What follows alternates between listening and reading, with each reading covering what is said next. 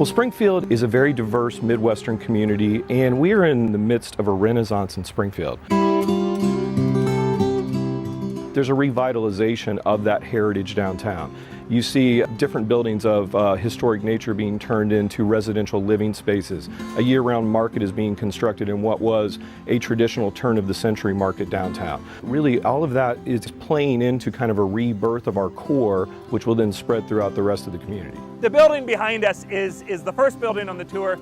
Today we call it the Heritage Center. It was built between 1887 and 1890. We offer walking tours of all areas of Springfield. One of the great things about the architecture of Springfield is they're very connected. We have some amazing buildings downtown, including 3 or 4 remarkable Victorian landmarks that people travel far and wide to come and see.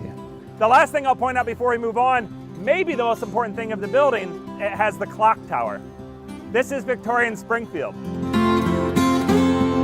East High Street, coming off the east side of downtown, is Millionaire's Row. Big, beautiful stone and brick mansions. Some of the more remarkable mansions you're going to find in the United States, especially outside of the East Coast. The Bushnell Mansion by Robert Robertson, really just a world-class example of the Richardsonian Romanesque style.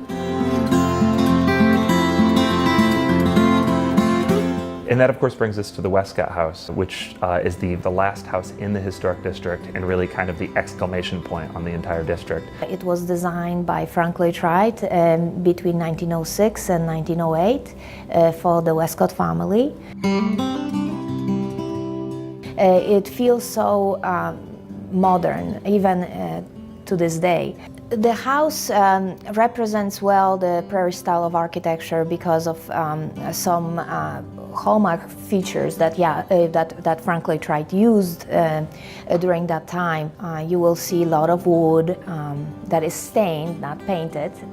It emphasizes the natural beauty of the wood. A lot of natural colors. They are really quite deep, quite beautiful. What's really remarkable about this house is we see constantly people coming from all over the country because of Frank Lloyd Wright's name.